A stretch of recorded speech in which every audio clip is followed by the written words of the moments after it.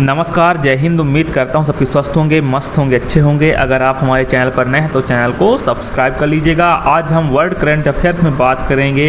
World bank ने अपनी global economic projects जारी की है, जिसमें यह रिपोर्ट में दर्शाया गया है कि भारत की वित्त वर्ष 2025-26 की आर्थिक विकास दर 6.3% पर बरकरार रहेगी।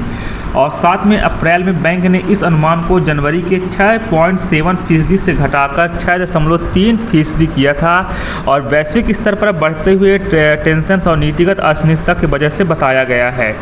साथ में आप लोग तो जानते हैं कि वैश्विक अर्थव्यवस्था पर मंदी का क्या साया है। रिपोर्ट के अनुसार हम बात करें तो व्यापार से जुड़ी बढ़ती तनातनी और नीतिगत अस्पष्टता के चलते जो वैश्विक विकास दर इस साल सिर्फ 2.3% रहने का अनुमान है, जो कि 2008 के बाद सबसे धीमी रफ्तार है।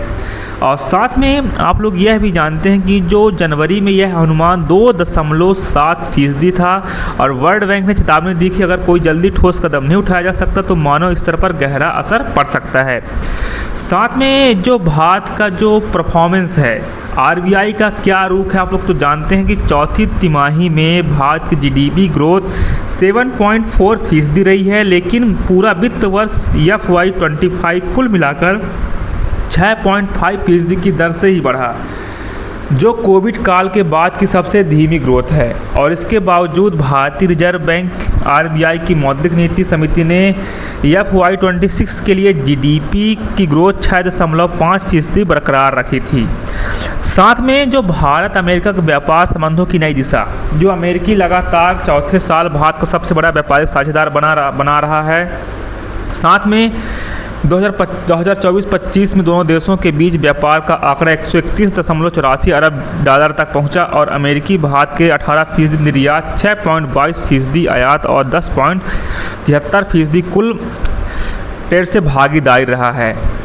भारत को अमेरिका के साथ 41.18 अरब डॉलर का ट्रेड सरप्लस भी मिला और दोनों देशों ने 2030 तक इस व्यापार को 500 अरब डॉलर तक ले जाने का लक्ष्य रखा है।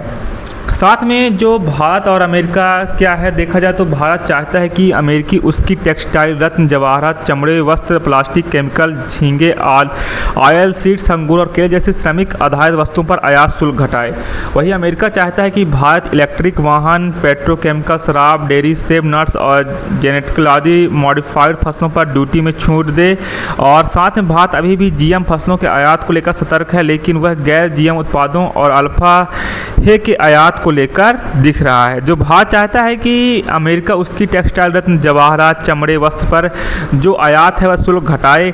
और साथ में आप लोग ये भी जानते हैं कि टैरिफ वार 90 दिन की शांति। 10 अप्रैल को अमेरिका ने भारतीय उत्पादों पर लगाए गए अतिरिक्त टैरिफ को 90 दिनों के लिए स्थगित कर दिया, जो कि 9 जुलाई तक प्रभावी रहेगा और इसे व्यापार वार्ताओं में सकारात्मक माहौल बनाने की कोशिश माना जा रहा है। और इससे पहले 2 अप्रैल को अमेरिका ने लगभग 60 देशों से आने वाले उत्पादों पर नया टैरिफ लागू किया, जिससे भारत भी प्रभावित हुआ था। और इस निर्णय के तहत भारत से समुद्री खाद्य पदार्थ और स्टील जैसे औद्योगिक धातुओं पर 26% अतिरिक्त शुल्क लगा दिया गया था। भारत पर देखा जाए औद्योगिक धातुओं पर 26% का टैक्स लगा दिया गया था, जो अतिरिक्त शुल्क था। भारत के लिए यह चुनौती और अवसर दोनों हैं। आप लोग तो जानते हैं भारत की आर्थिक स्थिति फिलहाल स्थिर दिख रही है, लेकिन वैश्विक व्यापार में लगातार जो नीतियां बदल रही हैं और अमेरिका जैसे बड़े साझेदारों के साथ उठते सवाल आने वाले महीनों में अर्थव्यवस्था की दिशा तय करेंगे।